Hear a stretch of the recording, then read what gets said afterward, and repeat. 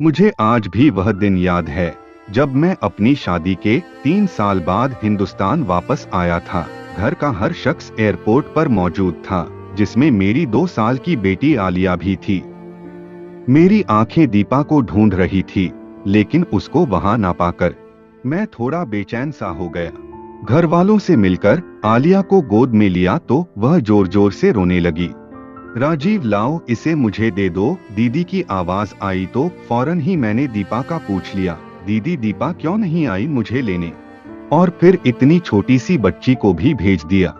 राजीव, तुम परेशान मत हो, वह घर पर तुम्हारे लिए खाना बना रही है। वह कौन सा रोज रोज काम करती है? आज सब लोग तुम्हें मिलने आए हैं, तो इसलिए खाना बना रही है। मैं दीदी की बात सुनकर खामोश हो गया। एयरपोर्ट से घर तक कोई 1 घंटे का सफर था। मैं पूरा रास्ता आलिया से खेलता रहा। अब वह मुझे देखकर हंस रही थी। सब कुछ अच्छा सा लग रहा था, लेकिन दिल उदास था। काश दीपा भी आ जाती। 3 साल हो चुके हैं। उसे देखें क्या खाना ज्यादा जरूरी था, मिलना नहीं। मेरे दिल में कुछ अजीब अजीब से सवाल उठ रहे थे। खैर, घर के दरवाजे पर पहुंचे तो दीपा पहले से ही गाड़ी की आवाज सुनकर वहां पहुंच चुकी थी। दूर से देखा तो दिल चाहा जाकर मिल लूं, लेकिन नहीं, बस दूर से ही मुस्कुरा दिया। और वह हल्की सी मुस्कुराहट के बाद पानी लेने चली गई। पूरा दिन मेहमानों का आना जाना चलता रहा। घर वाले बहुत खुश थे। मेरे दोस्त भी मिलने आ रहे थे। दीपा किचन से निकल ही नहीं पा रही थी। कभी किसी को चाय पेश करती और कभी किसी को खाना देती, मानो यूं लग रहा था जैसे मेरी दीपा तो कहीं खोसी गई है। शाम हुई तो मेहमानों का रस कुछ कम हुआ। सब खाना खाने में बिजी थे। सोचा दीपा की कुछ मदद करूं। सुबह से बस काम में ही लगी है। अभी उठा ही था कि मम्मी ने बुला लिया, राजीव मेरे पास आकर बैठ जाओ। जी मम्मी, दीपा से कुछ बात करनी है। आ रहा हूँ। उसे छोड़ो, काम खत्म करके खुद ही आ जाएगी। वैसे भी कौन सा काम करती है, आज ही तो करने लगी है। उसे करने दो। मैं हैरान था, क्योंकि दीपा के बारे में मैं ये दूसरी बार सुन रहा था। दीपा के खिलाफ कहीं ना कहीं आग मेरे दिल में लग चुकी थी। सुबह जब दीदी ने दीपा को काम ना करने का सुनाया और साथ में मम्मी भी दीपा को डांटने लगी, तो मैं भी चुप करके बैठ गया और सोचने लगा कि शायद मम्मी ठीक कह रही होगी। आखिर वह मेरी माँ है, गलत कैसे कह सकती है। रात को जब सब सोने चले गए तो दीपा से कुछ बात करने का मौका मिला। दीपा, इतनी चुप क्यों रहती हो? तुम तो बहुत बोला करती थी, याद है ना? पूरा दिन हम ऑफिस में बस तुम्हें चुप कराया करते थे। कभी वो उससे लड़ाई तो कभी मैडम सुनीता से। दरअसल दीपा और मैं एक ही ऑफिस में नौकरी करते थे। दीपा मुझे पहले दिन से ही पसंद आ गई थी। जब वह पहले दिन नौकरी पर आई थी, मासूम सी थी पर बोलने में पूरी तोता थी। हमने 3 साल तक एक साथ जॉब की, फिर मुझे बाहर जाने का मौका मिला तो जॉब छोड़ दी, लेकिन आपको कभी नहीं भूला। तुमको अपनाना चाहता था, तभी माँ को राजी किया, जो कि इंतहाई मुश्किल काम था। और फिर आखिरकार हम एक हो ही गए। मैं बस 1 महीने के लिए ही अपनी शादी पर आ सका। शादी के बाद इधर उधर दावत और घूमना फिरना लगा रहा। पूरा महीना गुजर गया, पता ही ना चला राजीव, वह मैं। बस दीपा ने अभी इतना ही कहा था कि आलिया ने रोना शुरू कर दिया। दीपा उसको चुप कराने और सुलाने में लग गई। मेरी आंख कब लगी पता ही ना चला। सुबह आलिया के रोने की आवाज से मेरी आंख खुल गई। दीपा, यार आलिया को देखो, यह क्यों रो रही है? पर आलिया की मुसलसल आवाज से आखिर मैं उठ ही गया। दीपा, कहाँ हो यार? ये कहते हुए मैं आलिया को लेकर कमरे से बाहर आया तो फिर से दीपा को किचन में ही पाया। चने कम पड़ गए हैं। दीपा, चने और लाना। मम्मी की आवाज मेरे कानों में पड़ी तो कुछ देर रुक सा गया। सब लोग खाने की मेज पर थे, शिवाय दीपा के। मम्मी ने मुझे देखा तो बुला लिया, आ जाओ बेटा, नाश्ता तैयार है, देखो तुम्हारे सब बहन भाई मौजूद है। मम्मी, दीपा कहाँ है? आलिया को भूख लगी है। तभी दीदी बोली, लाओ आलिया को मुझे दो, तुम फ्रेश हो जाओ, इसे मैं देखती हूँ। आज फिर दीपा किचन में अकेली, और पूरा खानदान, जिसमें कम से कम 20 लोग तो होंगे, खाने में बिजी थे। मम्मी तो कह रही थी कि दीपा कोई काम ही नहीं करती, बस कल ही किया था, तो फिर यह क्या था, दीपा अपना और मेरा खाना बाहर ले आओ। शायद मेरी बात किसी को भी अच्छी नहीं लगी थी, पर कुछ ऐसा भी था जो मुझे भी अच्छा नहीं लग रहा था। सुबह से दोपहर, दोपहर से शाम, दीपा का बस एक ही काम था कि वह हर किसी की ख्वाहिश पूरी करने में लगी रहती। मैं समझ चुका था कि दीपा इतनी चुप क्यों हो गई है। मेरे घर में आ जाने के बाद दीपा के चेहरे पर फिर से कुछ बदलाव आना शुरू हुआ था। शायद मेरे जाने के बाद सब उस पर हावी हो जाएंगे। तभी वह थोड़ा सहम चुकी थी। वक्त गुजरता रहा, अब वह काम छोड़ भी दिया करती थी या मुझसे कह देती और मैं खुशी से उसकी मदद को उठ जाता। आज मम्मी की आवाज आई कि दीपा नाश्ता बना दो, नेहा आई है। नेहा मेरी दीदी का नाम था, जिनकी शादी हमारे घर के करीब ही बाबा के दोस्त के लड़के से हुई थी। दीदी तकरीबन रोज ही हमारे घर आ जाया करती थी। दीपा की कमर में शदीद दर्द था। मेरे मना करने के बावजूद वह किचन में गई और नाश्ता तैयार करने लगी। क्योंकि आलिया अभी सो रही थी, इसलिए मैं दीदी से बातें करने में मशरूफ हो गया। दीदी हम सब बहन भाइयों से बहुत प्यार करती थी और हम सब उनको बहुत पसंद करते थे। राजीव प्लीज खाना लगवा ले मेरे साथ में। हाँ ठीक है। मैं सर हिलाकर उठ खड़ा हुआ और दीपा की मदद करने लगा। यह बात किसी को भी अच्छी नहीं लगी। जब नाश्ते से फारिग हो गए और दीपा भी आलिया को लेकर कमरे में चली गई, तब दीदी और मैं एक दूसरे से बातें करने में मशरूफ हो गए। राजीव तुम जानते हो मैं तुम लोगों से बहुत प्यार करती हूँ। कभी ऐसा नहीं चाहती कि तुम लोग खुश ना रहो, लेकिन मेरी कुछ नसीहतों पर अमल करोगे तो सुखी रहोगे। आगे तुम्हारी मर्जी है, मैं तुम पर जबरदस्ती तो नहीं कर सकती।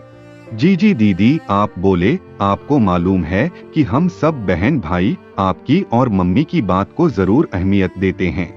राजीव तुम अपनी बीवी की मदद जरूर किया करो, लेकिन इस हद तक जब तक कि तुम्हें कोई ना देखें। अच्छा सा नहीं लगता। तुम बर्तन उठा रहे हो और औरतों वाले काम कर रहे हो। जो आदत तुम आज उसकी डालोगे कल वही रहेगी जो उसके काम है, उसको करने दिया करो। आखिरकार वो आहिस्ता आहिस्ता कर ही लेगी। लेकिन अगर आदत बन गई तो फिर तुम्हें हमेशा ही उसकी मदद करना पड़ेगी। दीदी की बात मेरे दिल को लगी। दिन गुजरते रहे, दीपा मुसलसल काम में लगी रहती। कभी मेरा दिल चाहता तो बस आलिया के लिए दूध बना देता, उससे ज्यादा कुछ नहीं। मम्मी नहीं चाहती थी कि मैं वापस दूसरे मुल्क जाऊं, बस फिर वही रह गया। चूंकि मैं एक मेकअप की कंपनी में जॉब करता था, मैंने इसी काम को घर पर ही शुरू कर दिया, जिससे मैं घर बैठे ही कंप्यूटर से ऑनलाइन मेकअप सेल करके बहुत अच्छा कमा लेता। वक्त गुजरता गया, सब कुछ नॉर्मल था। मैंने कभी गौर ही नहीं किया कि दीपा क्या करती रहती है। जब मेरे 3 बच्चे हुए तो गुजारा थोड़ा मुश्किल हो गया। मेरी दोनों बेटियां तो स्कूल जाया करती थी, लेकिन बेटा अभी छोटा था। तभी मैंने और दीपा ने एक फैसला किया कि हम बच्चों को बेहतर शिक्षा देने के लिए शहर शिफ्ट हो जाते हैं। वहां दीपा नौकरी कर लेगी और मैं घर बैठे अपनी चीजों को सेल कर लूंगा। दीदी से मशवरा किया तो उन्होंने भी उसकी हामी भर ली कि ठीक है, बस मम्मी को मत भूल जाना। मेरी तो ख्वाहिश थी कि मम्मी को साथ ले जाऊं, लेकिन मम्मी अपनों को छोड़ के जाने के लिए तैयार न थी। वह बड़े भाई के साथ रहने लगी। अब जिंदगी बेहद मशरूफ थी। मैं पूरा दिन शाम तक ऑर्डर ही लेता और उनको उनके पते पर भिजवा देता। दीपा जॉब में बिजी थी और बच्चे पढ़ाई में। एक दिन दीपा जॉब से आई तो शायद कुछ ज्यादा ही थक गई थी। आते ही सो गई और हम सब भूखे ही रह गए। दीपा थोड़ा बीमार रहने लगी थी। अब जब वह जॉब से वापस आती तो पहले की तरह चुस्त और ठीक महसूस ना होती। अब दोपहर के खाने के साथ साथ हम रात का खाना भी होटल से मंगवा लेते।